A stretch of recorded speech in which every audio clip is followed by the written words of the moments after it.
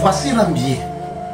Même si je prends ce billet, je froisse ce billet, je jette par terre, quelqu'un vient ramasser ce billet, ça reste la même chose. La valeur ne change pas. Ce qui fait la valeur de ce billet, ce n'est pas sa propreté, ce n'est pas parce qu'il est neuf, ce n'est pas parce qu'il est vieux, mais c'est que ce billet a une valeur. Et cette valeur, c'est ça que la banque reconnaît. Tant que ce billet existe, ça ne va jamais changer le fait que ce billet est un billet de 10 euros. Même si je prends ce billet, je crache dessus, je jette, la valeur de ce billet va rester. Même si je prends ce billet, je piétine dans la boue, je viens, on peut juste laver, on sèche, la valeur de ce billet va rester. Qu'est-ce que je veux dire par là? On ne froisse pas un homme qui a la grandeur.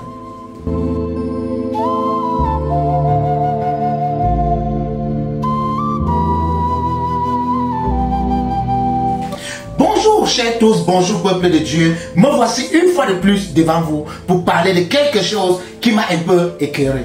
Me voici en face de vous pour parler de quelque chose qui devra écœurer beaucoup de personnes. Me voici une fois en face de vous pour parler de quelque chose, pour parler d'une mise en garde. Donc pour nous parler de certaines choses qui seraient importantes. Parce qu'au Cameroun, on a cette habitude, on aime froisser des gens qui ne partagent pas la même philosophie avec nous. On aime froisser des gens juste pour les faire avoir honte. On aime froisser des gens juste pour les dénigrer. On aime froisser des gens.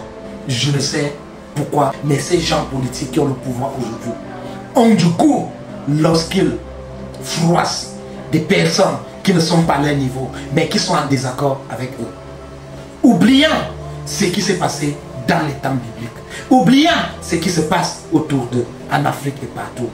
Chers tous, on ne froisse pas quelqu'un qui a la sémence de la grandeur. On ne froisse pas un game changer.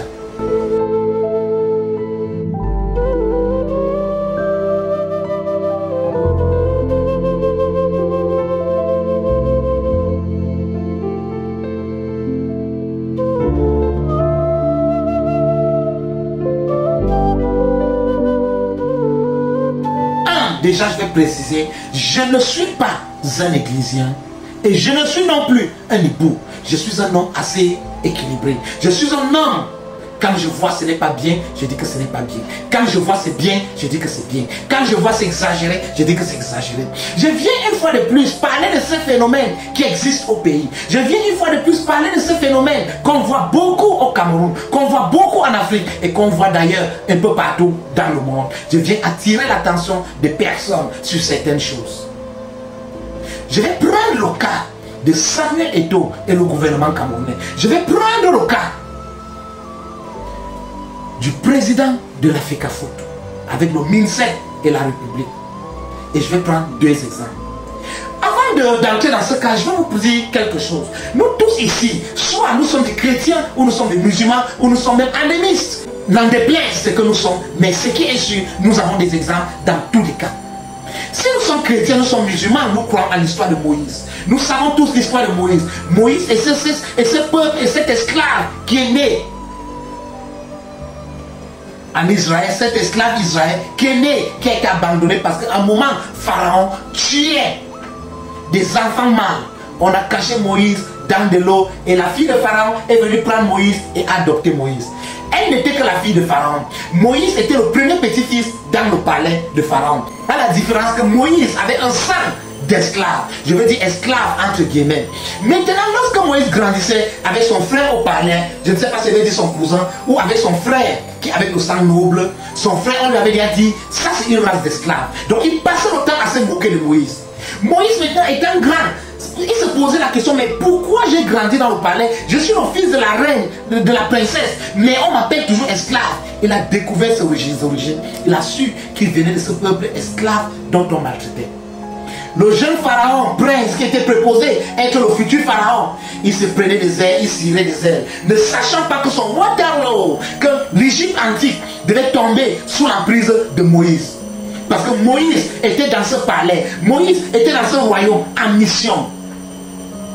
Moïse était en train de renaître, Moïse était en train d'apprendre, Moïse était en train de se faire enseigner pour après venir faire tomber et nous connaissons tous l'histoire.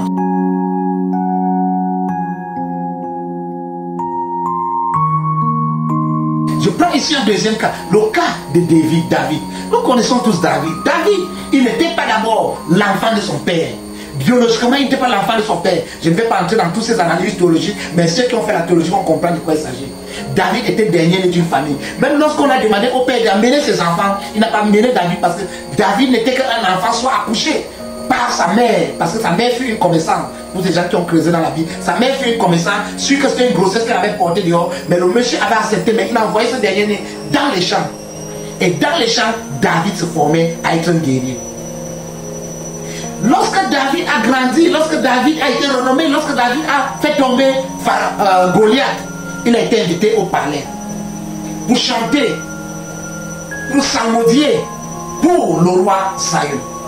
Mais Saül avait toujours cette air condescendant envers David. Il avait du mépris pour David, mais il ne savait pas que son Waterloo devait venir de David. Il ne savait pas que David, à un moment, devait l'abandonner. Il ne savait pas que David, à un moment, devait conspirer pour sa chute.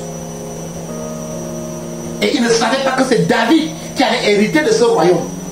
Que ce royaume devait être enlevé de sa maison pour être donné à David.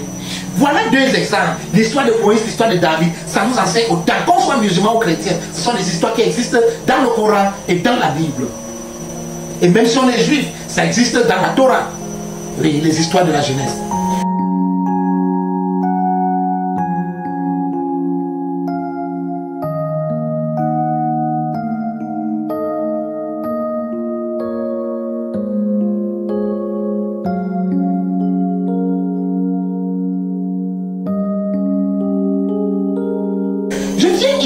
Quelque chose. Je viens ici constater quelque chose. Je viens ici parler de quelque chose qui est au Cameroun, qui est dans beaucoup de pays d'Afrique.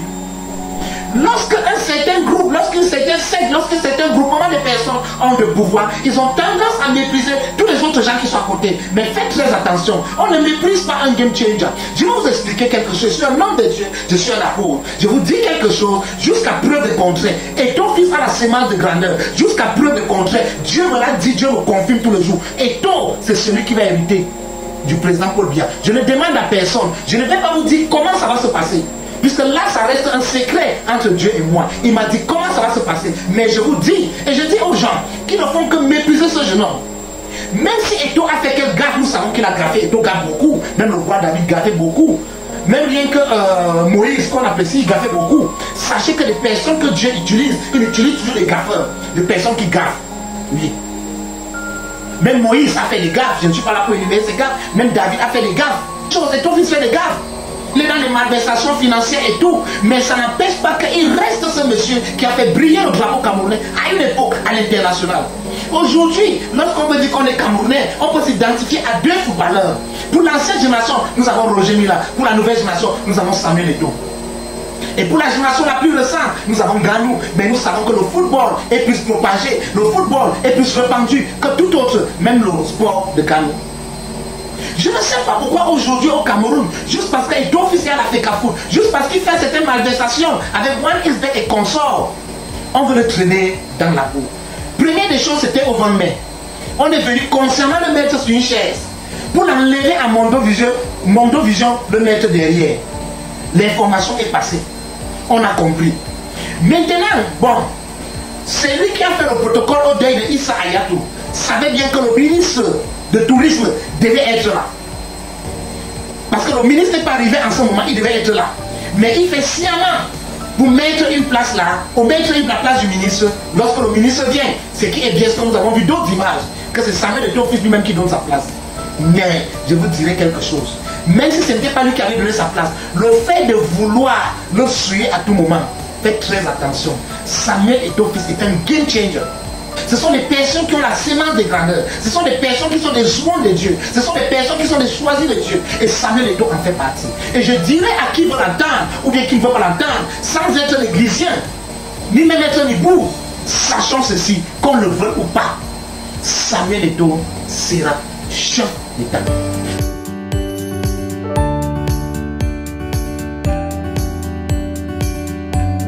Chers tous, peuple de Dieu, qu'on le veuille ou pas, Samuel Eto'o est un game changer. On ne choisit pas un game changer. Samuel Eto'o, c'est quelqu'un qui est prédestiné à la grandeur.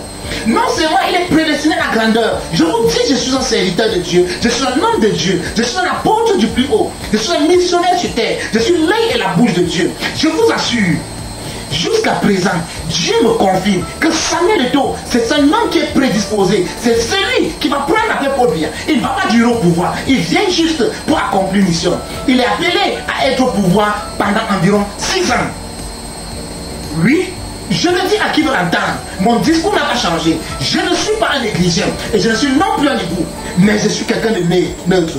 Comme j'ai pris ce biais, comme rien ne peut changer la valeur de ce billet. Ce vrai billet reste un billet de 10 €. Même si je froisse ce billet, même si je trempe ce billet dans le l'eau sale, même si je mets ce billet dans la boue, lorsqu'on enlève ce billet, on ouvre, ça reste un billet de 10 €.